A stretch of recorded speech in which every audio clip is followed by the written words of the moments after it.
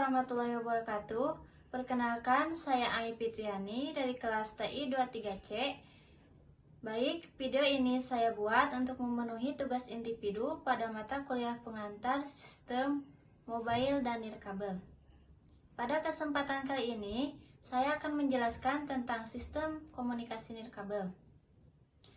Komunikasi nirkabel memungkinkan transfer data tanpa menggunakan kabel fisik, melainkan melalui gelombang elektromagnetik seperti gelombang radio, gelombang mikro, atau inframerah. Berikut proses kerjanya. Yang pertama, pengubahan data ke sinyal, data suara, teks, video, atau file.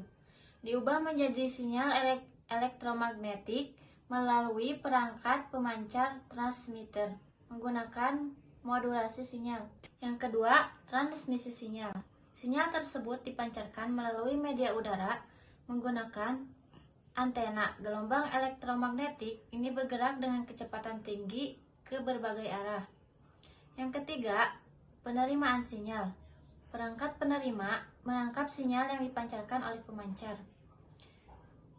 Yang keempat, demodulasi dan konversi. Sinyal yang diterima diubah kembali menjadi data yang dapat dipahami oleh perangkat atau pengguna. Yang kelima, penggunaan data. Data yang telah diterima bisa berupa suara pada panggilan telepon, teks, atau data lainnya. Selanjutnya, manfaat komunikasi nirkabel. Yang pertama, mobilitas dan fleksibilitas.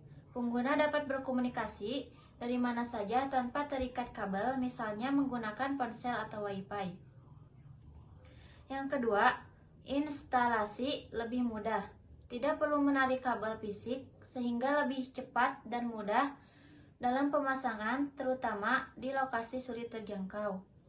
Yang ketiga, akses internet yang lebih luas.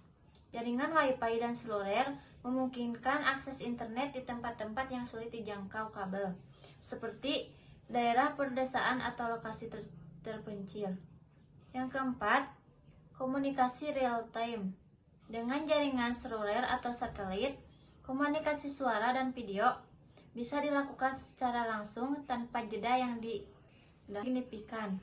Yang kelima, biaya operasional lebih rendah. Tidak perlu pemeliharaan kabel fisik sehingga lebih hemat biaya perawatan. Yang selanjutnya, tantangan utama komunikasi nirkabel. Yang pertama, gangguan sinyal interferensi. Sinyal dapat terganggu oleh perangkat lain, cuaca buruk, atau hambatan fisik seperti tembok tebal. Yang kedua, keamanan dan privasi. Karena sinyal dipancarkan melalui udara, komunikasi lebih rentan disadap atau diretas tanpa perlindungan enkripsi yang memadai. Yang ketiga, kapasitas bandwidth terbatas.